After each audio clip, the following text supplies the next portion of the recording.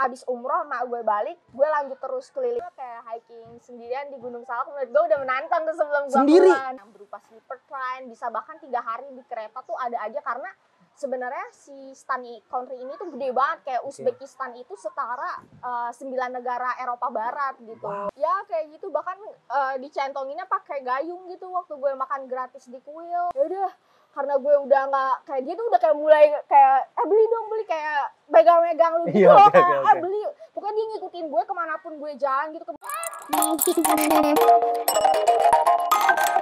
Halo Jikers, kembali lagi bersama gue Akil di Logika Bicara Podcast. Aduh, udah lama banget nih gue nggak jadi host di Logika Bicara Podcast. Kali ini kita kedatangan seorang solo traveler. Masih muda tapi sudah menjelajahi 20 negara lebih. Siapa dia? Kita sambut Kak Ceila, a.k.a. Cilung 1000. Hai. Oke, sebelumnya Logikers begini. Kita kan karena syuting lagi di luar, jadi sorry banget kalau misalnya ada noise-noise gitu ya. Oke, Kak Ceila sebelumnya bagaimana nih kabarnya nih? Baik, Kak Ceila? Alhamdulillah aku baik ya. Ini manggilnya Ceila atau Cilung nih enaknya nih? Sebenarnya teman-teman aku manggilnya Lung sih atau C gitu. Jadi itu sebenarnya nama Cilung tuh dari temen aku SMP gitu, temen SMP. Sama Soalnya kelas kenak. kelihatan nih di Instagram atau TikTok kan Cilung tuh. Iya, iya. Itu ada singkatannya. Ada apa tuh singkatan Ceila itu? digulung. Oke, Ceila digulung.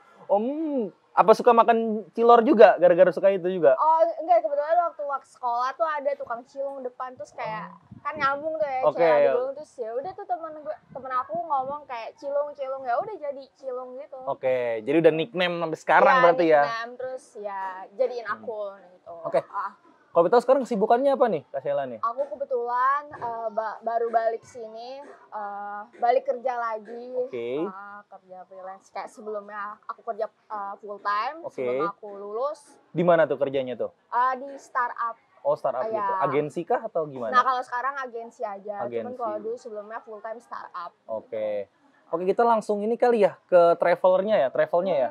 Kalau boleh tahu itu kan gue sempet ngeliat di TikTok lo, kan gue nge-stalk kan ya TikTok sama Instagram. Lo bilang tuh awal mulanya lo travel gara-gara pusing skripsi, jenuh skripsi. Iya. Coba bisa dijelasin nggak kenapa lo memulai langkah untuk memulai travel apalagi solo nih sendirian? Jadi sebelumnya tuh pas gue tuh kan kerja kayak udah sebelum gue lulus kuliah, gue Iya. tuh kerja udah 2 tahun sendiri. Gue kayak dapat kesempatan itu karena waktu itu COVID kan, sekolah Oke. online. Gue iseng-iseng lah, awalnya cuman intern, terus kayak keterusan gue jadi full time, dan selama itu gue kerja 2 tahun. Karena di rumah aja, Iya. kan tabungan gue kayak lumayan hemat ya, jadi bisa Oke. gue tabung tuh. Terus gue nggak pernah kepikiran sebelumnya kalau gue pengen solo traveling gitu. Nggak ada kayak kepikiran, karena gue ngelihat aja paspor aja tuh lemah, terus currency rendah gitu. Oke. Kalau misalnya di compare sama negara-negara maju gitu kan, anak mudanya banyak kayak lumrah-lumrah aja gitu kalau mereka solo backpacking, kayak slow travel lama berbulan-bulan, bahkan kayak setahunan gitu-gitu. Gue gak pernah tuh kepikiran kayak gitu. Nah cuman tiba-tiba kayak gue kayak ngerasa, duh bosen deh gue kerja sama kuliah kayak sambil ngejar skripsi gini, dan kadang gue tuh kerjanya 9 to 5, bahkan kadang lebih kan. Terus kayak gue masih harus ngerjain skripsi gue. Dan gue tuh kayak dapet pembimbing atau apa ya, pembimbing gue baik, tapi tuh kayak Suka skripsi ghosting? gue, ya gitu, dan skripsi gue tuh berkali-kali perubahan apa ya, si judulnya. Oh, kalau boleh tahu Kak Ceila kuliah di mana sih? Aku kuliahnya di Unpad. Jurusan? Ya, jurusan bisnis digital. Wow, angkatan berapa? Informatika. 2018, tapi keluarnya tuh 2023. Oke. Ya, jadi baru lulus langsung keluar wisuda, langsung aku one way ticket. Wah, mantap. Berarti tuh prosesnya gimana nih? Akhirnya untuk memutuskan, tadi kan belum selesai tuh. Iya. Kayak iseng-iseng aja bikin rute gitu. Kayaknya kalau dari negara sini bisa ke sini deh. Tapi sebelumnya aku juga nggak tahu gitu kayak tentang negara stan. Cuma pas aku bikin rutenya, kok kayaknya seru gitu-gitu ya. Terus Azerbaijan gini-gini bikin kali ya. Terus kepikiran, kenapa abis lulus gue nggak resign dari kantor gue aja, terus gue jalan-jalan. Udah beneran gue resign abis kelar kuliah. Berarti emang udah tabungan semenjak COVID itu ya? Iya, dari tapi yang emang nggak banyak gitu. Nah, pertanyaannya nih, kan lu masih muda kan ya? Berapa sih umurnya? 23 nih. Iya, anak 23. Oke. Nah, kan 23 tahun. Sendirian, cewek lagi. Dapat restunya gimana tuh dari orang tua tuh? Jadi awalnya tuh ibu gue kayak ngapain sih jalan-jalan, mending uangnya buat gini-gini, beli buat barang. Tapi kalau gue beliin barang, duit gue kagak kebeli apa-apa gitu masalahnya. Oke. Terus akhirnya awalnya tuh gue cuman pengen umroh kan. Oke. Gue ajak lah bilang umroh mandiri yuk ke mak gue. Karena mak gue sebelumnya udah pernah umroh gitu Oke. dan kebetulan ibu gue kayak ya keluarga gue tahu gitu caranya umroh mandiri tata caranya. Terus ibu gue nyautin, emang bisa ya. Terus akhirnya gue bikin rute-rutenya dan di situ gue ngerasa dipermudah banget kayak buat kesana tuh gue dapet best deal pesawat. Oke. Kayak harganya tuh harusnya nggak segitu. Terus pas gue mau beli kereta cepat yang fast train itu kan biasanya kayak umroh premium doang ya yang pakai fast train itu.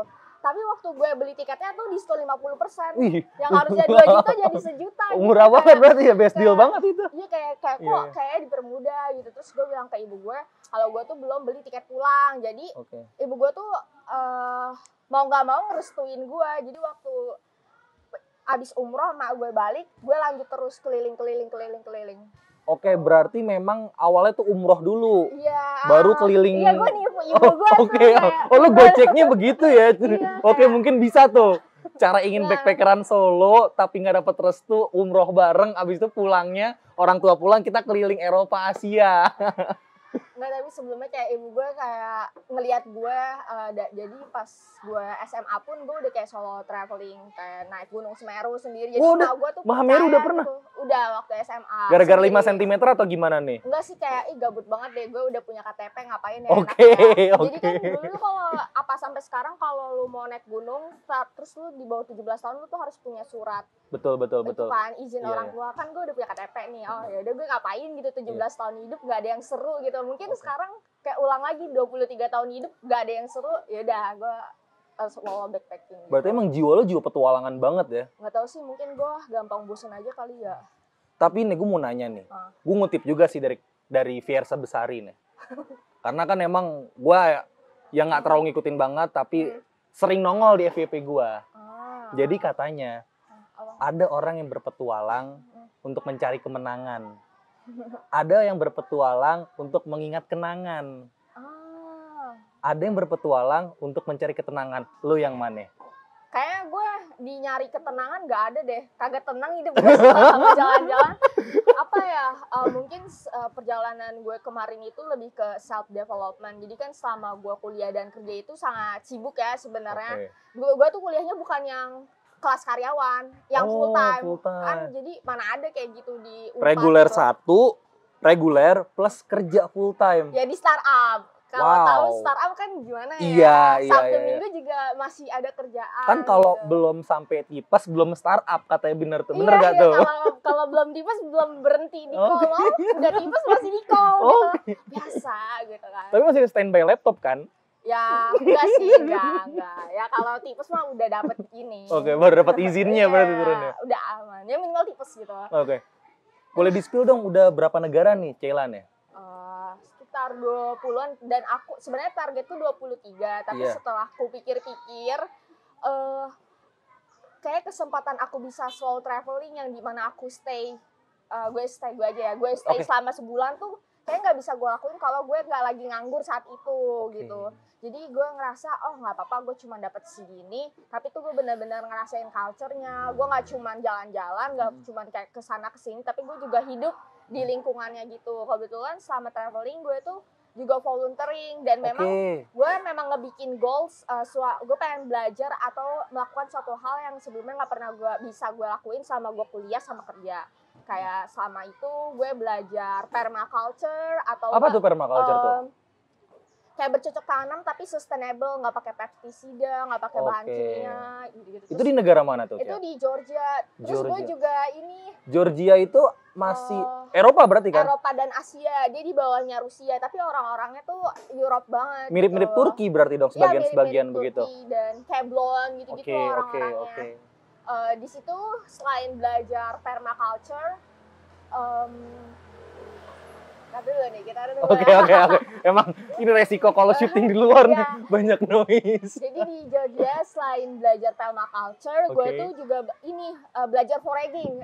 Foraging? Foraging itu nyari Apa makanan di hutan. Oh, Jadi- berarti lu kayak berburu kah atau gimana nih? Ya, kan ada yang berburu. Kebetulan gue tuh berburu jamur. Jadi gue di situ Oke. belajar Masuk. ngeidentifikasi mana jamur yang Bisa dimakan sama yang beracun. enggak. Iya, beracun. Oke. Dan itu tuh mirip-mirip dan kita ternyata bisa bedainnya itu cuman dari bawahnya atau enggak hifanya atau enggak sporanya, dan itu kayak kalau gue nggak keluar dari, maksudnya dari Depok nih nggak Iya. bakal gue bisa foraging, nggak bakal kan. Betul, ilmu dari luar itu ya? Iya itu kayak gue nggak akan dapet pengalaman yang kayak gitu deh. Terus kayak kan kalau gue hiking biasa aja ya, misalnya Iya, gue sebelumnya kayak hiking sendirian di Gunung Salak, menurut gue udah menantang tuh sebelum gue Sendiri? pulang. Iya, tapi waktu itu gue berdua cuman misah sama adik gue gitu, jadi gue sendirian. Itu biasa ternyata di Gunung Salak. Ini ternyata kalau foraging nggak ada treknya, dan itu tuh semak-semak belukar gitu loh, kayak kita harus buka jalur sendiri. Jadi gue bawa pisau sambil kalau ada yang perlu gue tebang buat bikin jalan gitu, sama kayak bersihin jamurnya, sama bawa basket itu tuh apa tuh kayak Iya, hidup iya, yang iya. nggak pernah gue bayangin sebelumnya kan. Mungkin kalau gue nggak keluar atau gue Iya. nggak slow travel, ya nggak akan gue dapat pengalaman kayak gitu. Oh, ini magic mushroom, oh ini, wah gue Wah. baru tahu juga gitu. Oke. Gue juga baru pertama kali makan Porsini apaan tuh? kayak makanan mahal sih. Setelah gue google tuh 500.000 gitu seberapa gram. Itu apa? Makanan Sorry. buah atau daging Itu atau gimana? jamur, tapi itu rasanya kayak dada ayam, dan itu cuma ada di Eropa. hutan gitu. Dan Hutan. lu cuma bisa nyari jamur kalau misalnya lagi autumn. Oh. Jadi nggak setiap season bisa berburu gitu. Oke. Bisa foraging nggak bisa. Nah, kebetulan gue waktu di sana lagi autumn. Oke. Total lu berapa bulan nih di luar negeri nih? 1 semester 5,5 bulan sih Lima- hitungannya ya. 5,5 bulan berapa Ya, negara tuh, Cel? 20 aja 20-an. deh ya. Itu kan gue lihat kan ASEAN ada 6 tuh, ya kan? Ya, gue balik lagi tuh ke ASEAN gitu. ASEAN tuh terakhir atau awal mula? Jadi kan sebelum gue di Maret 2023, gue tuh Iya. belum lulus kan. Oke. Dan gue masih kerja, tapi waktu itu belum hybrid. Jadi gue kayak iseng-iseng, kayak gue mau coba deh jalan kerja sambil traveling gitu. Nah, di Maret itu gue keliling ke 6 negara 20 hari. Nah, di situ tuh gue nggak sendiri, kayak gue nge-share nyari barengan gitu, tapi yang nge-arrange tripnya tuh gue yang bikin itinerary, apa jalur-jalurnya, rute-rutenya gitu-gitu. Dari situ tuh gue dapat kayak kepercayaan diri, kayaknya gue bisa nih pergi ke yang lebih jauh lagi gitu. Jadi mungkin start point gue tuh di trip ASEAN itu deh, yang 6 negara, kayak gue jadi punya percaya diri kalau misalnya gue bisa pergi Nge-guide kemana mereka aja, gitu, dan juga nge-guide orang gitu. tapi tuh orangnya orang Indonesia, dan gue ngerasa mungkin gue gampang dapet cari teman. Dan sejauh ini gue nggak pernah nyari teman dari internet selama gue keliling. Jadi gue di hostel aja nih, gue kayak hai, udah besoknya jadi teman, terus kadang jalan bareng atau enggak kita ketemu lagi bahkan di negara selanjutnya. Berarti emang random banget gitu, kayak lu menyapa semua orang begitu ya? Enggak sih, gue milih-milih. Oke ya. Kan lu berarti kan sudah 20 negara lebih nih. Yang menurut lo yang culture shock banget tuh di negara mana? Culture shocknya yang apa ya, positif atau gimana gitu. Kalau positif, gue tuh sebelumnya emang nggak pernah kepikiran bakal ke keliling negara stan atau ex-Soviet kayak Tajikistan, Uzbekistan, pecahan-pecahannya berarti. Pecahan-pecahannya gitu kan. Georgia sama Armenia juga termasuk. Tapi pas gue ke Uzbekistan tuh apa ya, orang-orangnya tuh baik banget, dan kayak suatu hal yang kayak nggak pernah gue bayangkan kalau orang-orang di sana tuh sebaik itu. Jadi gue kan beberapa kali main transportationnya jalur sutra itu kayak Uzbekistan, stan itu tuh pakai kereta kan. Nah, keretanya tuh bisa yang berupa sleeper train, bisa bahkan 3 hari di kereta tuh ada aja, karena sebenarnya si stan country ini tuh gede banget, kayak Uzbekistan itu setara 9 negara Eropa Barat gitu, saking gedenya. Nah, di sini tuh pas gue jalan-jalan di kereta, pas gue naik kereta, gue bener-bener kayak ngerasain kehidupan lokalnya banget. Dan ternyata di dalam Uzbekistan itu ada negara yang ingin mencoba independen. Pas gue tanya dia asal mana, dia nggak jawab dari Uzbekistan, tapi Gue dari Kazakhstan. Oke. Ya, tapi tuh kayak Berarti kalau kayak ini gak sih, kayak orang kan Inggris. Nah, Tapi ketika dia Liverpool, dia nggak mau kayak lebih menunjukkan daerahnya daripada negaranya begitu. oh, bukan. Jadi dia tuh negara yang belum independen. Kalau lu pernah dengar Iraki Kurdistan, dia tuh bukan Irak, tapi tuh Iraki Kurdistan. Jadi dia punya negara, tapi belum diakuin PBB gitu. Oh, oke. Belum oke. independen, tapi punya negara benderanya sendiri, terus wilayahnya ada, orang-orangnya juga ada, tapi mereka tergabung dari beberapa wilayah negara-negara tertentu. Mungkin kayak bisa kayak Kazakhstan sama Kurdistan tuh nanti bisa di-show gitu Oke. bentukannya. Tolong dikoreksi Logikers ya, kalau nggak salah jumlah negara yang diakui sama PBB itu sekitar 195 negara. Itu yang terakhir gue lihat, tapi nggak tahu sekarang ada berapa. Kalau ada yang tahu, nanti tolong dikoreksi ya. Negara-negara yang belum diakuin itu jadi travel wishlist gue buat kedepannya. Oke. Karena dunia kayak orang-orang tuh banyak yang nggak tahu sama tentang negara itu, dan tapi kalau gue ngobrol sama orang yang udah pernah kesana itu tuh beda banget. Dan pokoknya gue ketemu traveler lainnya yang dia tuh cerita di Iraki Kurdistan, setiap dia ke restoran dia mau bayar, dia nggak pernah bayar karena warga lokalnya udah bayarin dia, saking kayak nggak pernah ada. Iya, kayak jadi dia nggak pernah bayar selama traveling 10 hari atau beberapa hari di Iraki Kurdistan ini. Karena kebaikan warlocknya itu. Iya, dan kayak di Sun Country tiba-tiba lu diajak ke rumahnya, bener-bener dijamu, terus pas lu cuman kenal di kereta dikasih kue, dikasih teh, kayak bahkan dikasih pin itu. Itu tuh kayak hal yang normal gitu. Gue kayak dikasih souvenir, kayak dikasih sembako gue. Padahal gue gak kenal. Berarti baik banget orang-orang Iraki Kurdistan itu ya?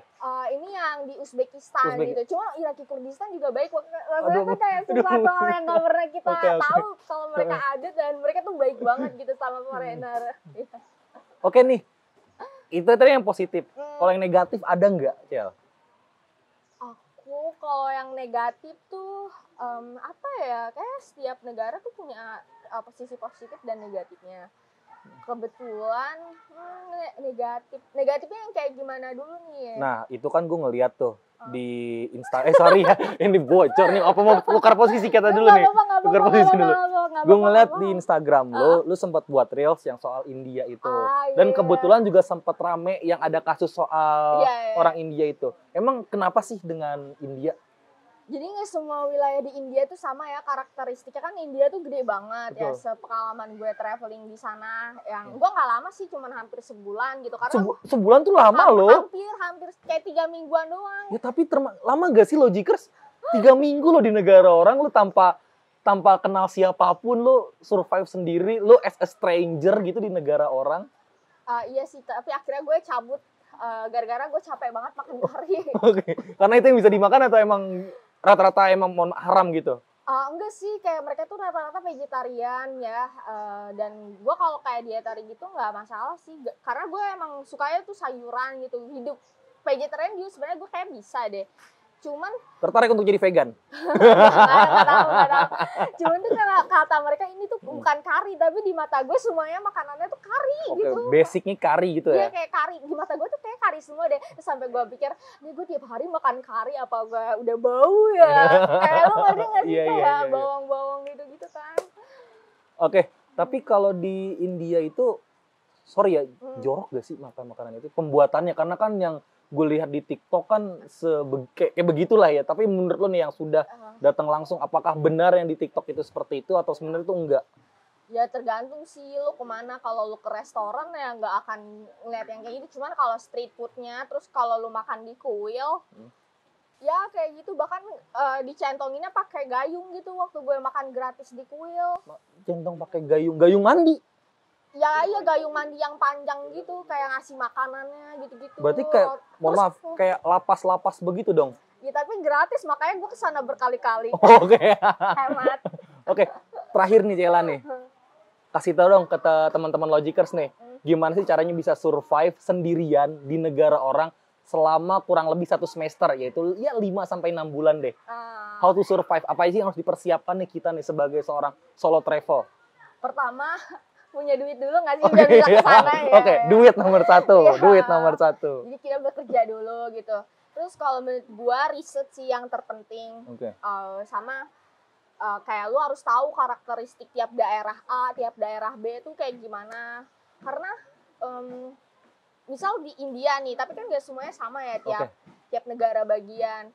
Kayak lu harus cari tahu dulu nih mana yang aman apa enggak buat cewek traveling. Terus kalau misalnya dirasa nggak aman, jangan pernah sebagai cewek tuh lu jalan sendiri malam-malam gitu-gitu.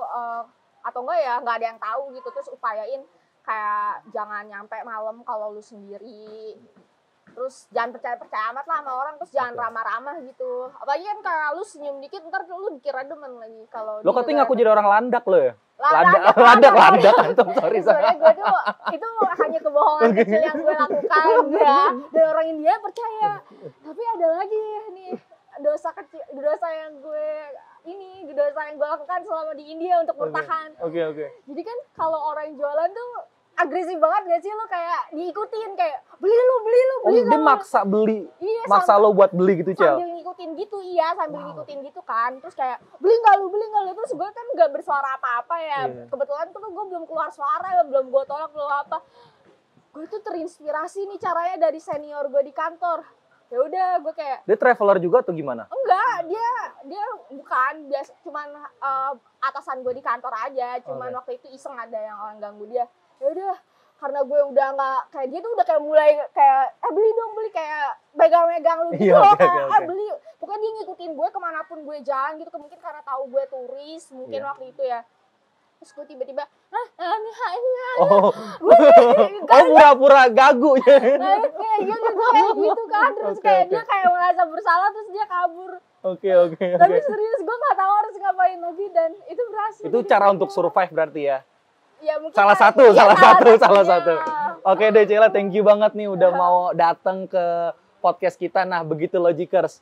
Jadi untuk Logikers nih yang mau solo travel, yang pertamanya tuh paling penting banget, duit.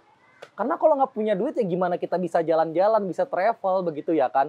Dan yang kedua kita tuh harus riset, karena riset itu penting. Kita harus tahu kemana negara kita tuju, daerahnya, culture-nya, terus juga sifat dan karakter orang-orang di sana. Karena kan di komunikasi antar budaya kan setiap daerah itu mempunyai budaya-budaya yang berbeda, dan kita harus menyesuaikan sebagai pendatang. Bener kan, Cela? Iya, benar-benar. Kita harus menyesuaikan. Dan yang paling terpenting apa nih selain dua itu tuh? Uang dan riset. Yang terakhir apa nih? 3 nih. Jaga diri sih, benar-benar harus hati-hati itu, parah. Nah, jaga diri, jangan dan kreatif. Oke, jaga diri sama kreatif tuh ada 4 tuh. Uang, riset, pinter-pinter jaga diri, sama kreatif. Karena ya orang survive harus kreatif lah, bertahan hidup ya kan. Thank you banget Logikers yang udah nonton sampai akhir. Gue Akil dan Cela. Ya. Oke, thank you banget. Jangan lupa untuk subscribe Logika Bicara dan follow juga Instagramnya. Ya, Cilung1000. Cilung1000 di Instagram. Oke, thank you. Jangan lupa like, comment, dan subscribe. Goodbye.